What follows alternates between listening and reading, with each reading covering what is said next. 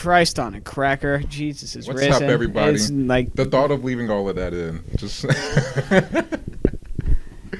I don't know. I don't know. It was only 3 minutes. It was only 3 minutes of bullshit. Just 3 minutes. Our shit together. We can't leave that in. Nice. Who are we, John? I'm Johnny Jupiter. I'm Xavier. And this is Wigga Weekly. Oh, yeah. Or Wigga bi-monthly or monthly or whenever we decide to come out with a new episode or something to do. It hurts me when you say that, but I'll never admit it out loud. John, how have you been? I've been quite well for the most part, living the dream, working. How about yourself? I've been living the dream, eating that ice cream. I just been working too, man. I've been chilling. I forgot how to do this. I don't know what camera to look at.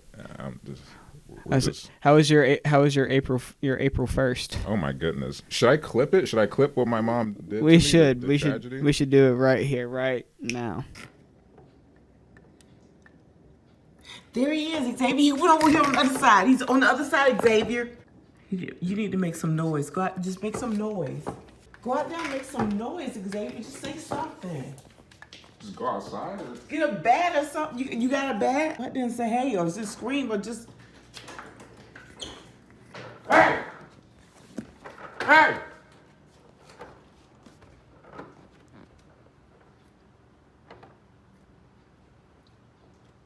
Xavier.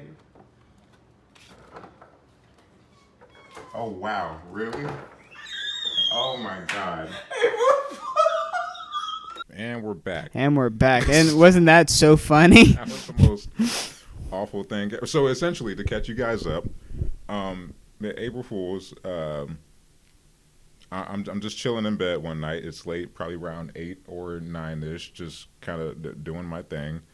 My mom is just Xavier.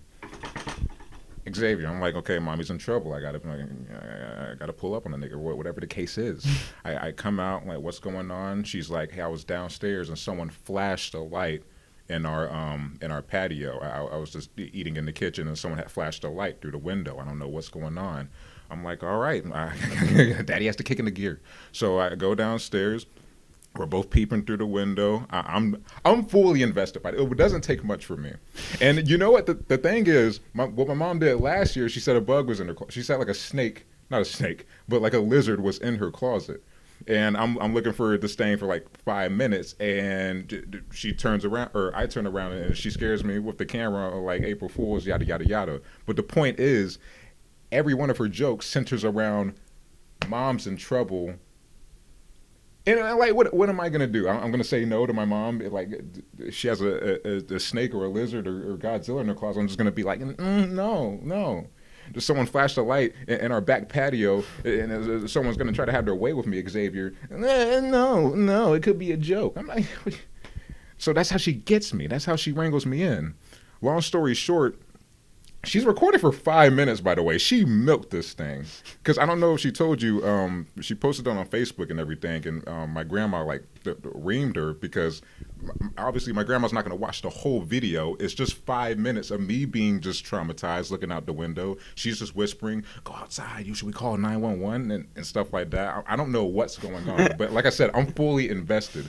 But by the end, she ends up being like, go outside and yell or something like that. I'm in my briefs.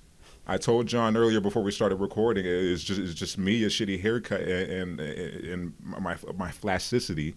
I go outside, just with everything in me. Hey, just too strong.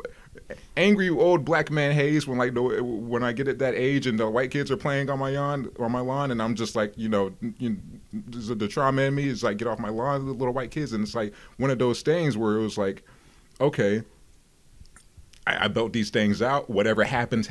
I'm out here. I'm already committed. I'm in my briefs, bro. Whatever happens. It's just, and like the way our house is just set up, it's just forest, just woods. Right behind us. I don't know what's gonna pop out.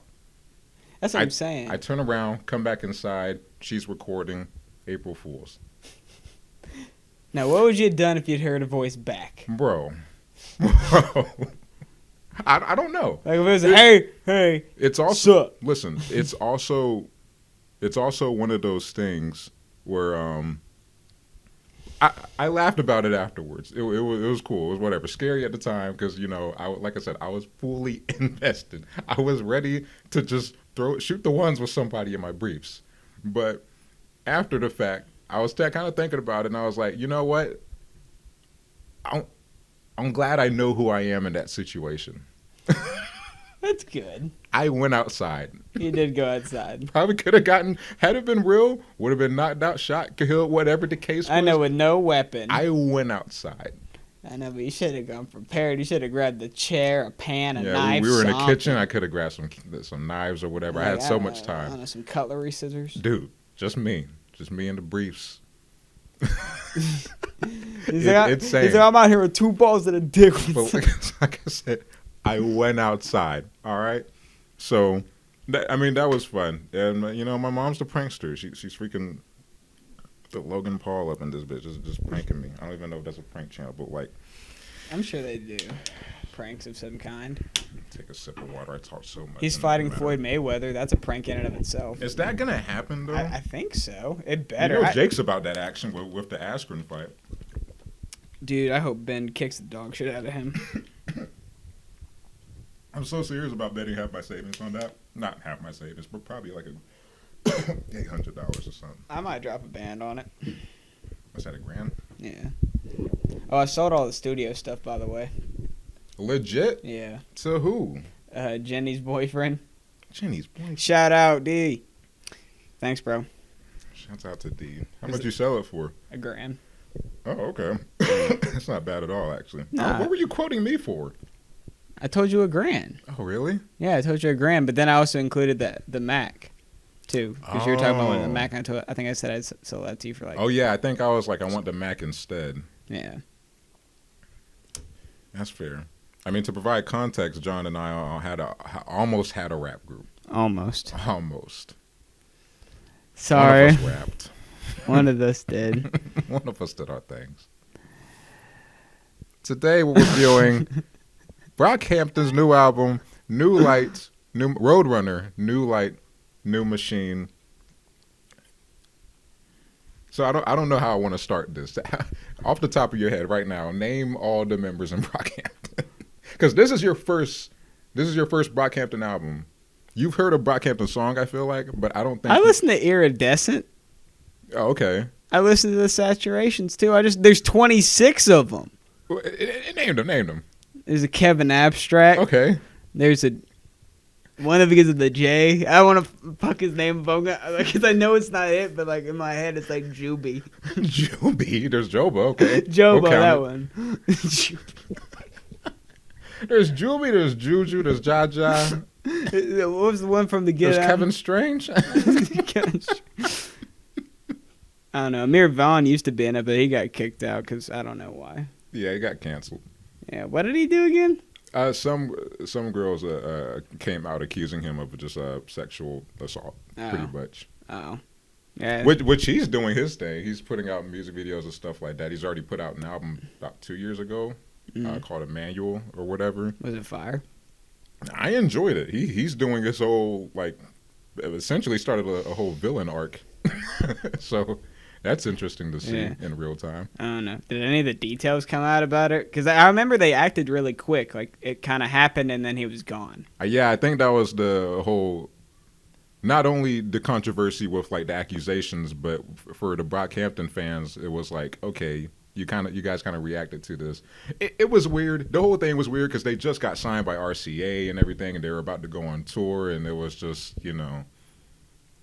and plus they're our ages and everything. Not to say that like they're kids or whatever. They're in their early 20s. It's like it's a lot of confusion and shit like that. Yeah. And it's like they've been also friends for years. So it's I don't know, probably just a division of loyalty, but between like, okay, we got the bag of RCA and we can do big things. But there's been, because I think Amir has known, or Kevin has known Amir for the longest, or vice versa, or whatever. They've been friends for like a hot minute. Yeah. And like, they all obviously met through the Kanye forum or whatever. But like I said, Amir and Kevin essentially grew up together. So I don't know the background. I don't want to speak for them, but it was a whole tricky thing. I can't act like I would have made a rational decision, whether it was keeping him or cutting him. There's just, I don't know. I think all we have is the tweets or whatever, just the girls' side of it and the mirrors. And he went on Sway and expanded on it, though. Did Sway he? in the morning, yeah. Oh, I probably should watch that. You guys can always check that out. But anyway. But that's it. That's all I know. It's Juby and Kevin Abstract. Okay, and Amir, he's not even in the goddamn group anymore. So essentially, you and felt. and they're the I don't know who's the guy that does the what you call him? Who's the guy with slow tie impression? The slow tie. He's the one that screams on that one track on Iridescent. You really like it. Joba, yeah. Oh, is that him? Mm-hmm. Oh, he's very versatile. Oh yes, that's all I wanted. That's all I wanted because I want you to say more in terms of like he's Jesus pretty much, but like he's also the gay one, and he talks about his boyfriend on this album. That's Kevin. Kevin's the gay one? Yeah. Oh, whoops. Stop while you're ahead. You said a good thing about Joba. I know that's all I'm gonna get from you. I'm gonna list the members here. There's Kevin Abstract. He's kind of the ringleader. He's the Tyler. He's the RZA. Okay. Whatever the hell. You have Joba. He's one of the white guys. Swiss Army knife, as you would probably describe in the group. Sings, raps, and I think he does the mixing for the majority of the songs. You have Merlin, another black guy. Oh, I like Merlin's the one with the deeper voice. I like Merlin's my favorite. Yeah, Merlin's like the. I would say Merlin has his verses. You think about, okay, this would be tight in like a concert kind of setting, you know, because he has such a commanding voice and he has such like funny and like standout lines. Wasn't he one of the main people on District? I forget what District sounded like, honestly. And Iridescent was one of my favorite albums by them, but I'm pretty sure he was on it. Anyway, who did I name? Kevin, Joba, Merlin. You have a Matt Champion. Oh yeah, Matt Champion. Matt Champion's just smooth as fuck. He can do no wrong. I say I liked all of his verses on this album. Yeah, Matt Champion was fantastic. You have I think the last rapper in the group is Dom McLennan. Is he on this? Yeah, he's all over this, but he's like the wordsmith of the group. He's like the lyricist, what you would consider. Oh, very nice. He was the second verse on Chain On. First verse on When I Ball. He's so good. He's so good. All right, so you got 7 out of 26. Wait, we forgot about the producers. We have Romil. Uh-huh. We have Jabari. HK doesn't rap. He's like the creative direction. But Romil and Jabari produce like the majority of this. They're, like I said, the producers of the group. And I feel like I'm forgetting. I think Kiko produces too. So it's essentially there's a handful of them. But yeah, man. So you've heard Iridescence, all of it? You've heard the whole album? Yeah. Okay. And Ginger. Really? Yeah. I didn't know that. So I thought this was going to be your first introduction to Brockhampton. No, I got introduced to Brockhampton from 2K. Oh, they were on 2K. Yeah, Zipper was on there, and I think they had a couple songs. They were Zipper and Boogie, I think. Boogie was popping. I think that was 3, Saturation 3. Yeah, I think so. That was it. Okay, well, cool. You're already warmed up. I mean, I'm familiar with the members. Yeah, which most people would be. I mean, I'm just not. I wouldn't consider myself a Brockhampton like super fan. Like I know like this is like one of the most cult like not like in a bad way, but like cult fan bases that are out there. Like people like love them some Brockhampton, like they're very passionate. It's almost like Kanye fans. Yeah. I wouldn't consider myself like a diehard, but I do love their work. Yeah. I love me some Brockhampton. Yeah. Brockhampton, they do their thing. But in terms of this album, is this album of the year right now? I still like. Was it Mine still this year? No, Mine was last year, right? Mine was definitely last year. Yeah, for sure. But it falls into this Grammy cycle. Yeah. Yeah, probably. Yeah. I mean, and I really like that. Still early. Yeah, I would say it's still early, but like I hope this isn't the best album this year, because I mean I liked it, but I didn't like. You didn't love it. Yeah, I mean, I'm still gonna give it a really positive score. Like, I've still really liked it, but it's just like I want to hear me some Kendrick. Where's the Isaiah tape? Like, it's just like that's definitely coming this that's year. what I'm saying. There's just a lot of other stuff. That's insane that Kendrick and Isaiah might drop this year. I know we might get a Schoolboy Q project too. Because there's been photos that came out of like Kendrick like shooting a music video and stuff like that. He's gearing up for something. Do you follow Same Isaiah with Isaiah. Rashad's secret Instagram? What's the secret? Wait, what? should we blow up the spot? No, I'll just show it to you. All right. Follow the Patreon. We'll leak it on there. But in terms of this shit, man, I don't even think it's that secret. I think you can find it pretty easy. Yeah, fair enough. Dude. I feel like we need to move this.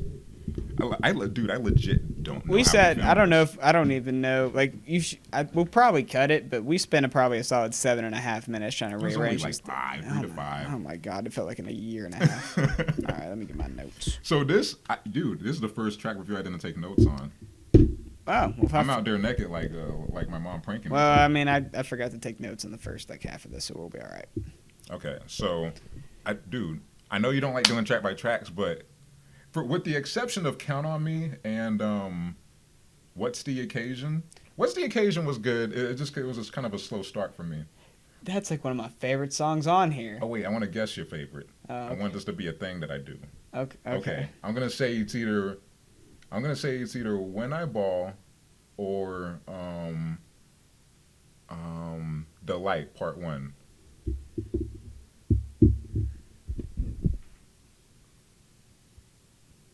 I got it.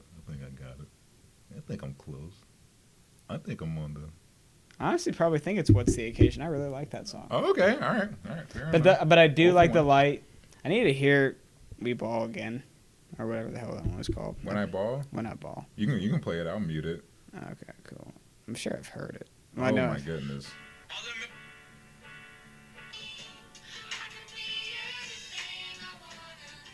I did like that one. Guess who produced it? Who? Chad Hugo. We need to review the Neptunes on here. Oh, guess what? Don't know who any of them are. Pharrell. You said Chad Yuko. Pharrell and Chad Hugo. Neptunes. Oh. 1 + 1 = 2, John. Anyway. I'm so fucking uncultured. Why do I have a hip hop podcast? I never listened to the Neptunes, by the way. I just, something you know. Tyler, the Creator, our Lord and Savior, is influenced by them. I'm sorry. I'll go buy some NMDs right now. I spent $800 on the Tyler, the Creator concert. It was inspired by. How do you not know this? You spent $800 at that concert? No, it wasn't 800, but give or take a few. We haven't talked about this album at all. I'm just so excited. Okay, so starting off with Buzzcut with the Danny Brown feature. I like the Danny Brown feature. Who was the first verse on it? Kevin Abstract. He did his best Danny Brown impression.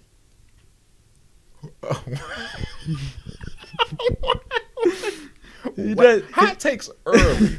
John wakes up in the morning, irons his clothes, sets them out the day before. Right, and the moment before he leaves the house, he's like, "Oh, I forgot to put my hot takes in my pocket. How am I going to leave the house without stuffing my pocket full of hot takes?" And that's just how you work. Pause it. No, John. No. Yes. No. Yes. No. Yes. No, bro. Yes. He gave me like early 90s like a West Coast kind of like rapper vibes. Like I don't know how to describe it. It's like it felt very West Coast though, like with the reverb on his voice and everything like that. Mom drove all the way to California just to check up on me. It felt very vintage. It felt like just such an old school kind of aesthetic from him. Nothing like Danny Brown, I don't think. I'm just talking about tone of voice. Like when he first came on, I'm like, that's rather high pitched like Danny Brown. I guess. Therefore, Danny Brown. What do you think about the verse? I did like the verse. I like the song. I like this whole album. All the features on it are very good. I don't know where the fuck A$AP Rocky is in that one song though. On Count on Me or Bankroll? Bankroll. He's on both. Yeah. Is he really? He has his first verse is on the only full verse by him is on Count on Me. I want to talk about Count on Me, by the way, but we'll wrap up Buzzcut. Buzzcut was fantastic. Danny did his damn thing. What was dope? Okay, for an intro, bro. hard intro to the album. I'll also say it was probably the most like vintage Brockhampton type like instrumental that you get on this project, because you know, I don't know if how much you remember from the Saturation series, but what made Brockhampton so polarizing in the first place was their like instrumentals and just how they approached music sonically. It was very strange, it was very quirky, and they had their own kind of, I guess, niche in a way. So I guess I want to say since the Ginger era, I mean, which was just, you know, before this album, they kind of took the, you know, poppy kind of mainstream direction, which wasn't too bad. Ginger is my least favorite project out of all the ones so far. I was gonna say Iridescence is my favorite, but this one is winning me over, like slowly but surely.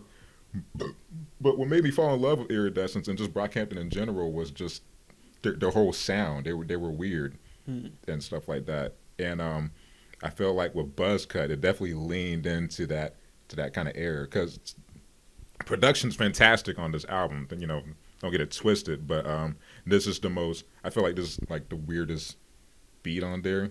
I'd say everything else is like kind of traditional, in a sense. Mm-hmm. But fantastic song. What else do you think on this? I liked it. Let's talk about JPEG. JPEG on Chain on Me? Yeah. That was like, what, the third track, right? This is the second one. It was right after this, I think. Oh, really? I think so. Fair. I didn't know if it was Count on Me or Chain On. That doesn't matter, but JPEG killed it. Yeah. JPEG did his goddamn thing. That's the only beat he would have fit on this album. You think so? I felt like he would have killed it on Buzzcut. Probably. I guess. I don't know. I just feel like out of all the beats on this album, like, this is the most fitting because it's weird and it's very. I mean, it's a do do do do do. I don't know. You think it's weird and Chain On? I mean, it's definitely different. It doesn't sound like anything else on the album. Well, yeah. In comparison to everything else on the album, then yeah. Yeah, it's definitely a change. I think as a beat though, I don't know. That one's kind of like I was saying with Kevin's voice and the reverb on it and his whole like flow. It was not saying that there's a West Coast vibe like Kevin in his verse or whatever, but it's very like traditional hip hop. I feel like, you know, just something just to bar out on. Like I feel like I don't know, like Jay-Z or Nas would hop on like something like that. Just something that's a little more loopy. Yeah. Like that was the most simple beat. Yeah. Like clearly on the project. But with simple beats like that, it's fantastic because it gives you a lot of room to just spaz, bro. Mm-hmm. Which JPEG did, and I know you don't keep up with Brockhampton like that, but this song actually came out sometime last year. Mm-hmm. Not this exact version, Dom's versus New, but they had this series where they would kind of like in the sense of Good Fridays with Kanye. Mm-hmm. They just let out cuts that didn't make the project. Yeah. You release some cuts, and I guess it was the case for this one. So they dropped this. It was I think Kevin. I don't think Kevin had a verse on it. I think it was the same hook as before, but it was a different version, which was dope. But the cherry on top for this one is Dom's verse, bro.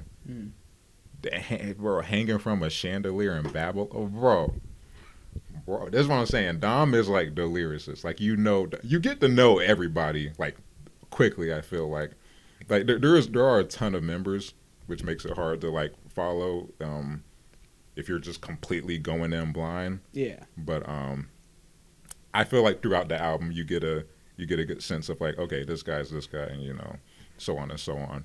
But I'm talking so much. I'm sorry. I just love it. This was tight though. This was tight.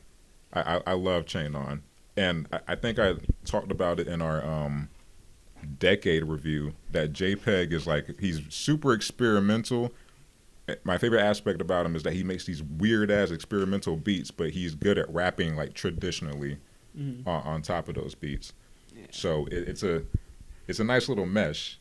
And if you listen to JPEG's music, like, this would be a bad introduction to JPEG because like he's just so weird, and the stuff he usually raps on is so just out there in general. So what was the album of his we talked about? Veteran? All My Heroes Are Cornballs? We never talked about Veteran. I think it was All My Heroes Are Cornballs that I put on the On the decade review. Yeah, the decade review. What do you think about this though? What? I love this song, Chain On. I like it. I think I like how it kind of makes fun of the Oh, kind of the kind of the stereotypical go get you a chain, talk about where you're from, kind of deal, kind of poke your chest out. Yeah, the hook did feel kind of parody-ish. Yeah, didn't it? Yeah, I did enjoy it though. I liked it. I think the hook fit. It was kind of a little lazy on Kevin's part, but it did just enough, Okay, so after Chain On, what do we? Is that Count on Me? Yeah. I didn't remember Count on Me too much. Yeah, that was Count on Me. Yeah. So we have A$AP's verse. I didn't mind. That is A$AP. Yeah. And then Ryan Beatty. Yeah. I think. So this one was cool. I didn't pay attention to it too much. I don't return to it all that much. It's a good song. It's a bop. But I didn't even know A$AP Rocky was on it. I remember most of the complaints when it initially came out, which was like a week ago. People being like, "There's not enough Brockhampton on this." I could see why people would bitch and moan about that. Here's the thing, though. I mean, because it makes sense. It's Ryan Beatty, is A$AP Rocky, and then you just have one verse from I think Matt is on it. I'm pretty sure, but when you have a group with this many people, I think you definitely need some delegation in some way. You can't have 5 verses on every song realistically, because it gets excessive. And then it makes it even more special when you're holding everybody back, but then you have you hear a posse cut Windows, bro. We can just skip the Windows. I don't even care. Bro, Windows, bro. Windows? Was So Gone So Flexy, make your name shorter if you're watching this? Bro. I know. Merlin was on that one. They're all on it, bro. Well, Merlin was the beginning one, wasn't he? No, that was So Gone So Flexy at the first verse. Oh. What a feel to be a dub, nigga. Caught a charge, now I'm back. Oh my God, bro. So Gone So Flexy just started that shit off so well. Merlin was after So Gone So Flexy. He had the line about, I'm watching Washington's wooden teeth in her booty cheeks or whatever. I was like, Merlin, bro. Merlin, I'm not going to lie, he's my least favorite member of the group. Oh. But he has, I give him credit where, like I said earlier, he has lines that you're going to repeat at a concert, bro. Yeah. His verses are going to be best for a concert setting. Yeah. And he says some profound shit every once in a while, but I don't know. I don't know what it is about him. I guess everyone else, for me, is just so much more just memorable in a way. Mm-hmm. But I don't know. They're all great in their own respective ways. Yeah, we skipped the light, by the way. We skipped the light. We'll circle around to these, but okay. I'm just saying. I guess my point with Count on Me, I think what these guys do really well is just delegating the roles. Mm-hmm. So it's and I think I mentioned before, they're like our ages. They're in they're 20-somethings. Mm-hmm. So it's really impressive to be at that age and be like, okay, it's not all going to be about ego. I'm jumping around here, but When I Ball is produced by Chad Hugo. That's like if we committed to our rap group, got big, and we had, it's a little different because it's literally just two of us. But if it was one of those things where it was like, hey, I got an instrumental from Tyler in this email here. I think your verse is, way stronger than mine, so I rather it just be you on it, on the outro to our project or whatever the case is. You know me, I always wanted to rap, with Tyler or whatever the case is. It's just one. I would just tell you to write a better verse. Like I said, it's a weird example because it's just two of us. I would say this is more excusable because there's more people in the group. But on a duo project, I Like if I was a fan and But I was if I listening was, to the but album, legit, if I was like, I can't come up with anything that can follow what you did, you know? well then I'd be like, well, this isn't going to be the outro. Then. I mean, because if I was a fan listening to that project, and I'd be like, I'm here to listen to two people, and the second person isn't on the outro of the album, I'd have But questions. your verse is so good. So good that it was like, that's all I needed. See, now we're just playing make believe. I don't rap. I can't rap. I'm not a rapper. No, I'm just saying as an example. And you do your thing every once in a while. Every once in a while. I'm lying. I'm playing. I'm playing. You've done your thing. Sometimes. That's what I mean. But point is, for only two members to be on this Chad Hugo beat, it says a lot about their egos, and you know that they're in check. They know what sounds good. Yeah. There's probably a version with every member on it. Yeah. I would think. I don't know. I would imagine once you get to that many people, it's kind of harder to have an ego. Because You think so? I mean, there's 26 people. Holy shit. I mean, it's like there's enough for everybody. I feel like there's just so many people involved. It's like, I think it would be harder because I think it's like it would get to a point where I'm just a squirrel trying to get a nut here. I gotta fit this verse in. I gotta fit my verse in because there's so many other people here, and it becomes more competitive and everything. Like subconsciously, okay, if I have the better verse, it's gonna make the final cut. And obviously, I'm sure they're all in cahoots of like, what goes on the final cut of the project. I'm sure it's not just Kevin choosing what goes on. I mean, I would think it's maybe 50% of Kevin being like, okay, this goes on, but I'm sure the group as a whole decides what goes on last. But I don't know. I think it would be way harder because you're just trying to. It becomes more competitive, which is good, but I don't know. It could get. If you have egos and they're all like just young men and everything, just trying to get their shine in a way. I don't know. It can get messy really quick. yeah. I feel like.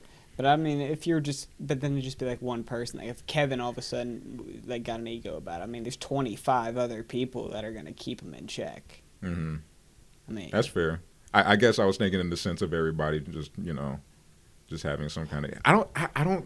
I don't think every group could handle that. Probably not. But it's all. But I don't know. I feel like the numbers play more into it. Like the more, the better. Like if there's 5 people in Brockhampton as opposed to 26, I feel like the power struggle will be a little more evident. Yeah. Because there's less to focus on, and there's more pieces of the pie to get. I mean, 26. I mean, splitting a check 26 ways is, even if you get a little bit of power, you're not going to get much more anyway. Yeah. But 5 ways, I mean, you can get 20% more if you get one person out. Yeah. I don't know. It's tricky, man. But they make it work. Yeah. 2 people, 2 of the members on a Chad Hugo. Like, what? And they made it work, bro. It's Dom having the first verse on that and just talking about that story must have made me cry. Just like he's talking about his uncles going on vacation. They leave for a couple years, but they come home and they don't have any clothes and no souvenirs. I'm like, oh damn, bro. Like basically talking about how they went to prison and stuff like that, and his mom giving him the talk as like a young black man, like there's gonna be a time in your life you're by yourself and you're gonna have to follow some directions and you gotta follow exactly as the officer says in that moment. And then Matt just talking about his childhood. Matt is so good on this album. He just doesn't have any memorable verses from me, for in my opinion. And they were all good. Every time he showed up, they were solid. You know who Matt is, right? I'm trying to go. He had a verse on my favorite track on What's the occasion? Yeah. Yeah. He was I the feel last like verse. Booby Miles under these Friday nights. He was the last verse. I never seen Friday Night Lights. Really? Yeah. Is Booby Miles a character? I would imagine. Oh yeah, wait, have you not seen it? I mean, I've seen it, but You look like a guy that will watch a show called Friday Night Lights, mainly because I think it's about football. Yeah. That's why you think it. And that's exactly. Wait, what? No, you just think I'm some honky. It's 20% of it. 20%. No, I white people love football. No, I'm saying, isn't Friday Night Lights about? Let us know in the comments. It is about. Oh Christ. It's about choking to death. It is. I've watched like bits and pieces of it. Okay, gotcha. But like not enough to remember any characters. Okay, that's fair. It's a solid verse though from Matt, but damn son, I'm talking about When I Ball. Oh, are you? When did we get there? Hmm? When did we get to When I Ball? We were talking about the group with the egos and the Chad Hugo beat and how he's a legend, but you have 5 members. Oh, did he make the When I Ball beat? Yeah. Oh, Chad everything Hugo. comes full circle now, doesn't it? Jesus Christmas! I thought if we established this. Dude, you said a million words. I'm sorry. I'm like I said.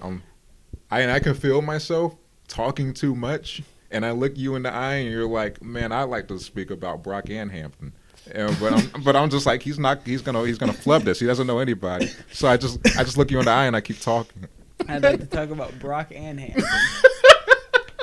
That burnt my throat. I want to talk about Kevin Strange, and I'm like, he doesn't know who the fuck anybody is. I'm just gonna. Doctor Strange, we're in the Shadow Realm now. You can't do any harm here. So what do you like so much about What's the Occasion? What's the Occasion is fantastic, but it's like, why is that your Because I like how the song builds. Because at first I didn't like it when the beat first came on. I was like, this is. That's where I'm at, and I don't know. But I feel like it's. But then I was following it on Genius and I was reading the verses. I'm like, this is hard as fuck. Mm-hmm. And then it got hard as fuck. Instrumentally, yeah. It's great. And then didn't it go into "Don't Shoot Up a Party" or something like that? Don't shoot up the party. Kevin's verse again. Yeah, I like. Again, this is kind of like parroting like back on what was the second Chain On? Chain On, like talking about kind of like that gangsta mentality, like kind of like so to speak, like talking about like what hood you're from and like wearing a gold chain and like all this, that, and the other, and this one's talking about like people like flexing like with their guns and shit and like gonna go and shoot up a party and cause some trouble and whatnot, and they're kind of making fun of that. I feel like I don't know if it was making fun of it. I guess I interpret it as I don't know, like I guess things are going so well right now, but don't be that guy that has to ruin the fun for everybody else. Has to ruin the occasion with whether it's like racism or bigotry or whatever the case is. I guess in that sense, I don't know. I kind of saw it more metaphorically. Plus, with Kevin's verse, he's talking about like how we are miles apart on our perception of this. Well, his verse is basically talking about like self-hate in the black community, and he was like, No, he says this. No, I believe you. I just didn't catch it. Dreams of NSYNC before cash could rule me. I dream about white boys, and people think I have these thoughts on purpose, but society makes me feel like I'm worthless or whatever the case. Like I get just Kevin's perspective from a whitewashed society as a young black man, naturally having him like. Maybe it's being more attracted to white boys besides black or whatever, and that's just some things that he's dealing with eternally. I thought that was just a really interesting perspective, and it was just a great, I guess, political verse from Kevin in that sense. I agree. I don't think I'm off base when I say no, that. I just don't think I'm saying anything profound. No, I just didn't pay attention enough, I don't think. I don't know. I just thought it was a very deep verse. I thought it was dope. And I don't know. No insult to Kevin. I just saw him in the Saturation series. I gave him credit in terms of choosing the creative direction and stuff like that and making like his ideas come to life. Like there wouldn't be a Brockhampton without Kevin, obviously. But I guess musically, I enjoyed his verses and stuff like that. But I guess I always saw him as the Quavo of the group. In terms of you do the hooks and you're great at that, stick to that. But in this album, he has just such deep, profound like verses. He's Eric the Architect up. You'd be right if he produced. Well, yeah, but I feel like Eric the Architect's rapping came along. Oh, yeah, in terms of rapping, yeah. That's really more what I mean. Like I feel like on like what was that? What was the album that like. Before, I'm the worst music reviewer ever. I'm blanking on it too. I know what you're talking about. The one where they're like animated and there's dogs on it and stuff. Oh, 3001? Yeah, 3001. Yeah. Like, I don't know. I feel like, it was always Michi Darko that was like, kind of coming out. Michi was definitely the standout of the group. Still. Yeah. I think so. Him and Eric are neck and neck right now. Juice is great too, but it's like, yeah. He always trips me out when I see music videos. I never expect the voice to come out of him. yeah, and his goddamn hair and everything. It's really just like Most luxurious hair in hip hop, maybe. I don't even know, like, because I say that, but like I don't know what kind of voice. Like I'd be like, okay, that could belong to that person. Like, what's Juice supposed to sound like when you look at him? That just long ass fucking perm and that big James Harden beard. Well, I don't know. It's kind of when Danny Brown talks Adderall. It's like you don't expect that shit to come out. Yeah, it's strange. They're an anomaly. But anyway, Don't Shoot Up the Party was great. Matt's verse was good, but like I said, I don't remember it. I know it was good though, but just Kevin's verse on just having that perspective on just basically like a whitewashed America, that was it was dope, man. And the instrumental was banging too, and it had that like West Coast kind of synth. Would you say that? Yeah, the whine. It was very hype. Yeah, well, Very hype. Just all of them coming in. Don't shoot up the party. But Don't shoot up the. They've always kind of used those type things in their instruments. I guess they have, yeah. Especially during the Saturation series. Yeah. But great song. We're everywhere right now. Let's just talk about the pop bangers, bro. And then we can get to the light and stuff like that, the deep cuts. So you want to talk about? I want to say too. Sorry, you talk. You say things. I was just gonna say, so you're talking about I'll Take You On and Old News? Yes. Why you sound so deflated about those? I'm not. Okay. I like I'll Take You On and Old News. I'll take you on. I think that's Ryan Beatty on the hook. I definitely like I'll Take You On the best between the two. I like Old News more. Really? Yeah. I really like Merlin's verse. Rain check. I forgot it. That's we like, friends, I guess. That I don't know, bro. Rain check. We friends, I guess. Dude, I just love how he starts it. And okay, so what's interesting about Old News? I think I told you Jabari is one of the producers in the group, but he does the hook on this song. Oh, does he? Yeah. I get it all for you. And Jabari is like a big black guy. Like a large black man with cornrows at the moment. Oh. I want you to imagine a large black guy with cornrows and shades, and then imagine that hook. I did it all for you. On. It's Old News. Oh, wrong. That's I'll Take You On. That's Jabari, bro. That's Jabari. I think he produced this too. Jabari's fantastic, bro. But I think, correct me in the comments, but I think it's the first time that we've heard a producer like add like a verse to one of the songs.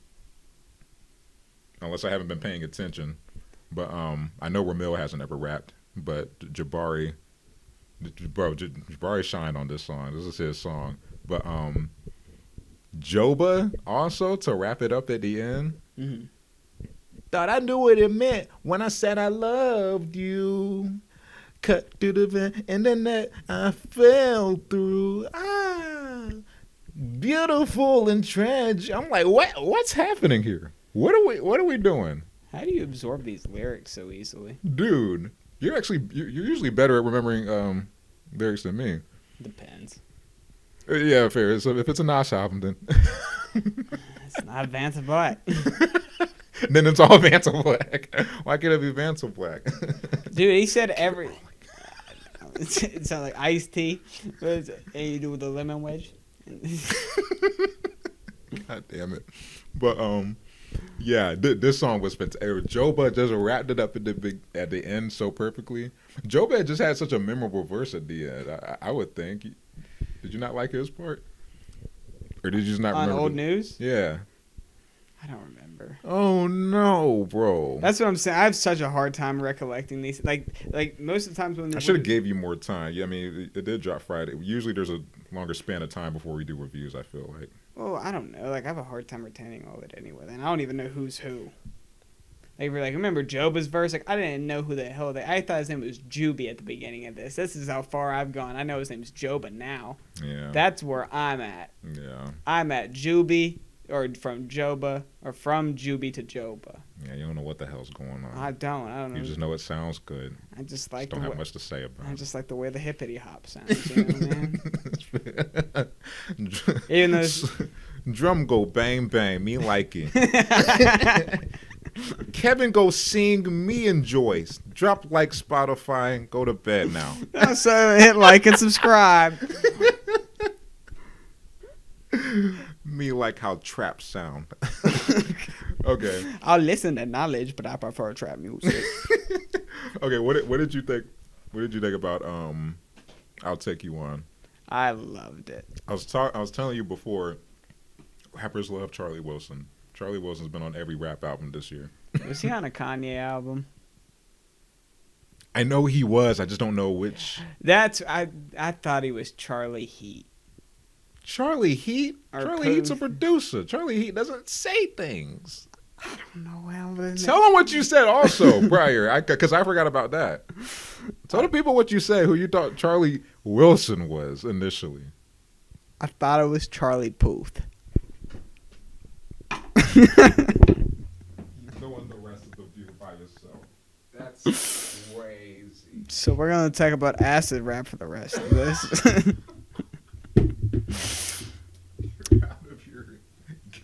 I don't know. I get all the Charlies mixed up. You're lucky I didn't say it was James Blake. What did you think of the song?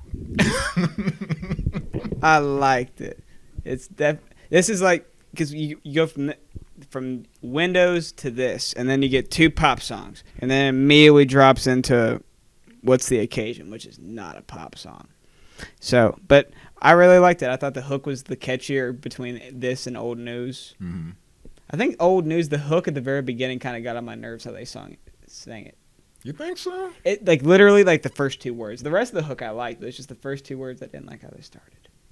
I forget what they were. I just remember it being like a weird pitch or tone. I don't know. It just didn't agree with me.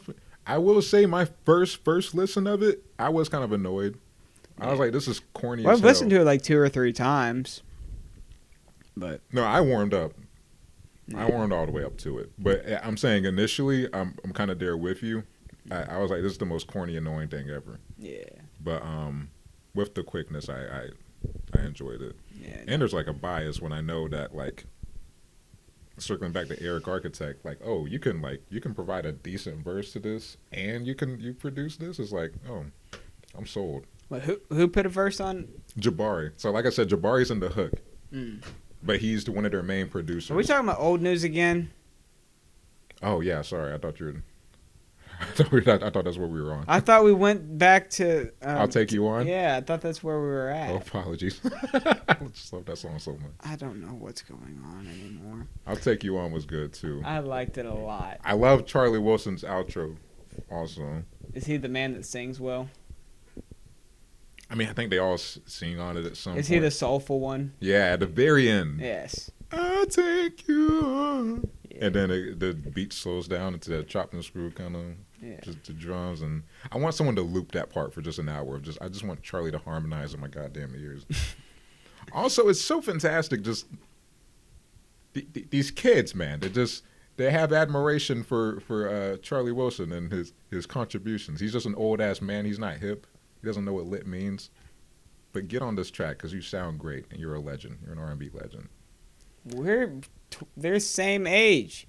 Charlie Wilson and Brockhampton? No, you and I, and you like him, and I like him too. Yeah, I don't know why I called Even though them I think kids. he was Charlie Puth, I like the way the man sounds. Yeah. There's too many Charlies. You gotta admit that. It's hard to keep up with. I never.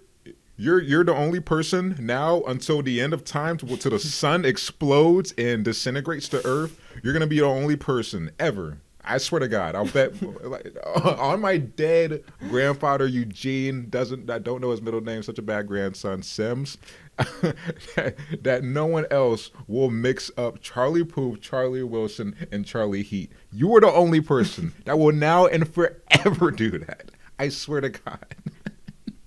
No one will mix those 3 up. You will never be in a conversation where someone's like, was it Charlie Puth or or Charlie Heat. I don't recall. No one. I swear. I want you to remember that. If you took anything from our friendship, anything that profound or deep that I've said to you, it should be this here. You don't have to listen to anything else I say forever, except for this. No one's gonna mix those together.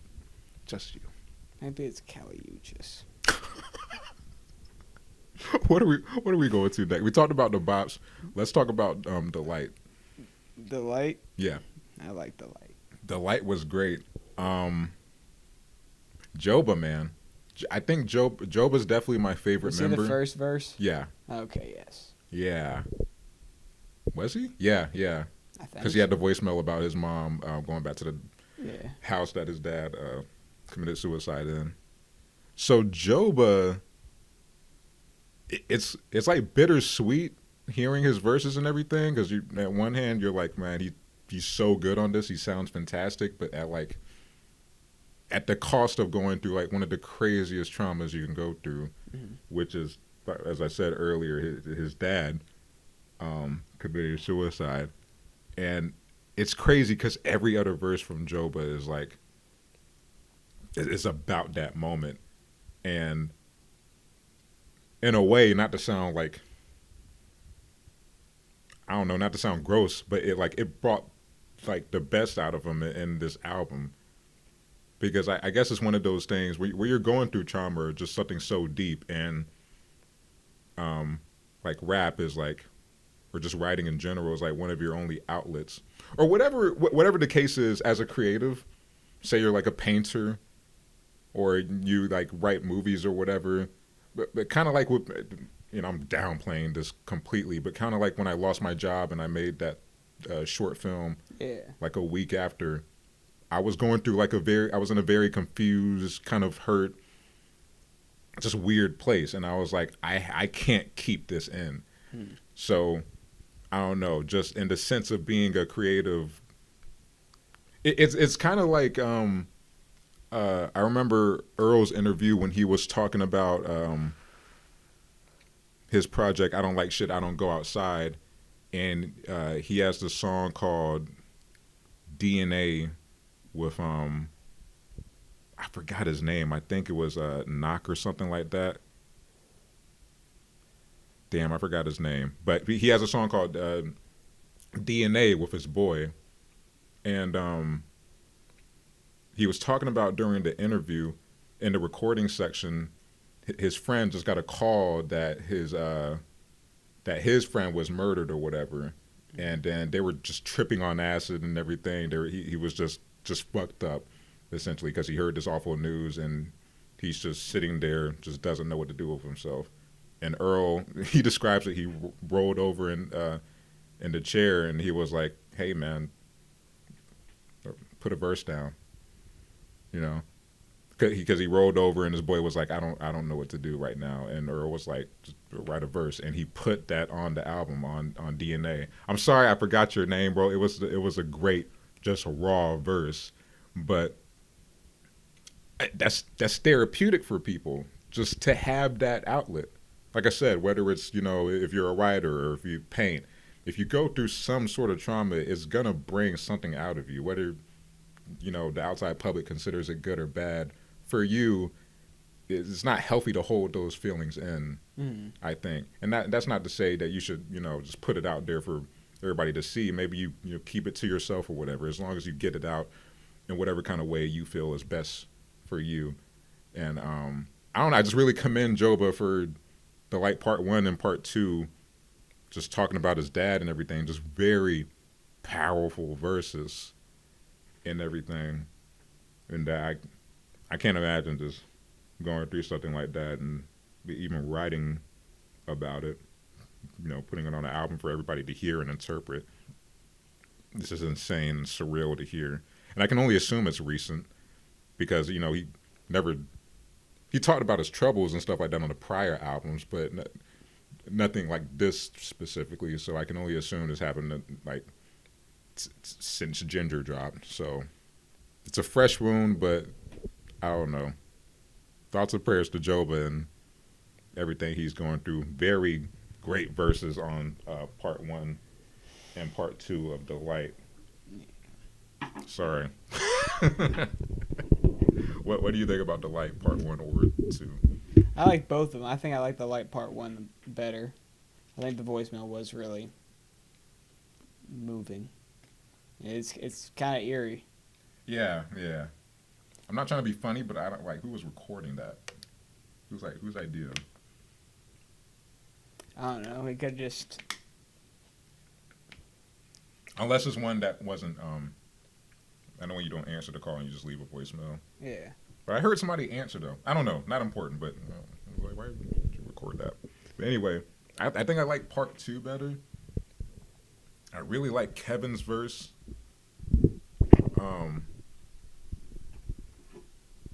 I don't know, man. Just because Kevin and Joba were on both of them.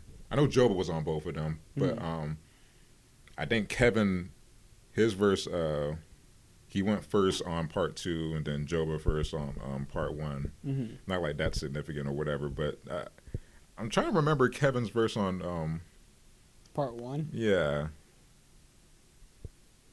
I know both of them were really profound, but I like the way he started on part 2. Like, people telling me what they think I should know, like I didn't watch Boondocks and Chappelle Show. I was like, oh, it's all your shit, Kevin. I don't know, man. Like I said, I always thought Kevin as like the Quavo of the group in a way, and now he's just dropping these like just bars, bro. Like he's just has these deep verses in a way. Do you think because Amir's gone, he's able to step in that role more? Nah, I think he would have come into his own eventually, whether Amir was there or not. Honestly, I feel like this probably just helped accelerate it because now someone else has to lay down a verse. Because Amir, I mean, he was. Well, I don't think they're going into a song like, okay, I have to be the lyricist or whatever. I think whatever just comes naturally. Well, I mean, somebody has to step in, whether it's him or Joba or Merlin or whoever it may be. I'm saying though, I don't think they think like that. Like Joba, you can tell Joba can rap. Yeah. But on Buzzcut, he just sings. Yeah. I think they know their strengths and whatever the case is, like with whatever they're presented. So this beat, like I was saying with the Chad Hugo, When I Ball, yeah, as beautiful as that beat is, and it's Chad fucking Hugo from the Neptunes. In that moment, they probably all agreed, okay, we're all capable of spitting on this. But I think what Dom rapped about and what Matt rapped about is best for this beat and nobody else. This is the best version of what this song is going to be. Whatever the case is, like, even if, you know, Joba, you are a good singer and everything, we don't need it on this. You can rap very well, Joba, we know, but we don't need you on this. Like, this is the best version of this song, in my opinion. I think that's what the case is. That's not really what I'm saying. I'm just saying, like, if you remove a piece, if you remove something from, like, I don't know, an assembly line, you take a worker out. Mm-hmm. The other workers now have to work harder, or at least provide more work. Meaning somebody has to, where you could have an Amir verse on a song, you have to have somebody else. So maybe not necessarily just Kevin, but it'd be everybody in the group that would have to step up and want to get better because of his absence. Because now that they have to provide. Somebody else has to now, as opposed to like having that Amir option before. I guess. Which makes people step up. I guess. We'll agree to disagree. I think I'm coming to from a perspective of they were all going to be as good as they are now eventually, whether Amir was there or not. Yeah. That's what I think. What do you like? Bring it back to make a basketball reference, right? Like you bring in a quarterback to sit behind, I don't know, Brett Favre. Like when Aaron Rodgers sat behind Brett Favre for all those years, right? Mm-hmm. Like I don't know if like Aaron's one of the best of all time now, but he sat behind Brett for a very long time to learn. And this may not be the best example, but Aaron may have been able to. Well, yeah, because Aaron came out from behind Brett and was fantastic, but. If he were to have been playing the entire time, if they shipped Brett Favre out sooner, Aaron may have been able to come into his own faster, as opposed to sitting behind Brett all those years and kind of like hindering his growth in a way. I guess so. I guess I'm just taking from. I don't know. I think Aaron, regardless, would have been like, I have to be great, whether I have these tools with me or not. I got to be the best version of me. Yeah. At some point. You know, mm-hmm. I don't. Like I said, we'll agree to this. I know where you're coming from, though. Yeah. But I think they all just. I think they're all gonna just progress, just regardless, and pull their weight. And we heard it with Iridescence and everything, man. It's just, I don't know. I think Amir definitely influenced the route they were gonna go. Mm-hmm. I don't know. I don't know if his absence made them better, but like it definitely took a toll on like it. We did get deeper verses. Iridescence was the most experimental. They went after that whole situation and everything. Is I don't know. There's a lot of things to consider. Oop. Oh, thank God. Dang, shouts out to Bottle Caps. Ran an hour into. Really should have took notes. I don't know. Did I miss any? I know I talked about what I wanted to talk about, but I don't want to make sure. Do you like the interlude? Dear Lord? Yeah. Okay, here's my gripe with Brockhampton. With Brockhampton. Here's my beef. So, they have leaks out the wazoo, right? Really great leaks. Like, what made... what was the one with Ferg? Oh, did we even talk about that one? You don't have many bankroll. You don't have many friends with you to shit to me. That one, bro, that Ferg verse? Yeah, it was fire. But here's the thing. They were holding on to that verse for like 2 years. Like bankroll came out, like it didn't come out, but they released a snippet like 2 years ago when they were dropping videos for, because what they always do, they'll promote a tour and leave a unreleased song on the back end while they're showing the dates and stuff like that. And people were really hyped about Bankroll. When's Bankroll gonna come out? They've been asking them about that for 2 years. So this is an old ass, not that old, but it's an old Ferg verse. The point I'm making is they have really great songs that they just choose. I don't know if it's Kevin or the label or whatever the hell doesn't want to put out yet. And I don't know. I feel like what takes its place is kind of okay songs. Dear Lord is... Maybe it's a verse clearing issue. I don't know. It serves its purpose. Dear Lord is great, but I'm running the database of like hella Brockhampton leaks that could have replaced this. So I guess that's my only thing. Fair enough. It was good though. Dear Lord was nice. I love that. That's Bareface. Bareface is the singer.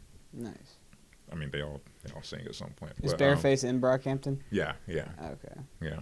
I think the only people that aren't in Brockhampton is So Gone, So Flexy, Make Your Name Shorter, Baird, Ferg, Rock. That's another thing about this album. There's hella features. This is the most features they had. By far. Yeah.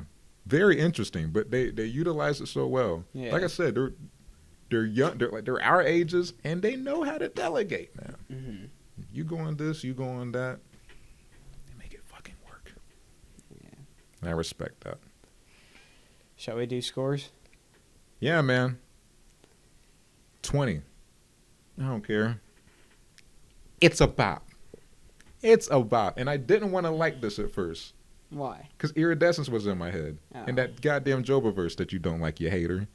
I like it sometimes. Maybe not. I like it sometimes, not at all, really.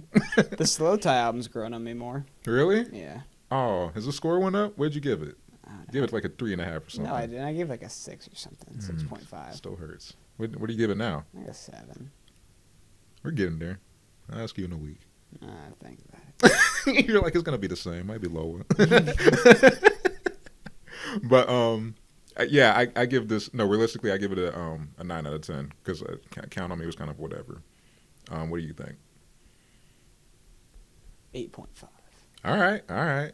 I dig it. I'm glad you enjoyed this. I did like it. They didn't have much room to miss, though. This is like an objectively good solid album. Yeah, I feel like anybody could listen to it and appreciate it. Yeah, for sure. Whether you're a Brockhampton fan or not. Yeah, so the Kevin Stranges. Kevin Weird did pretty good. Me Like Music, rap bops sound nice. Was Kyle on here?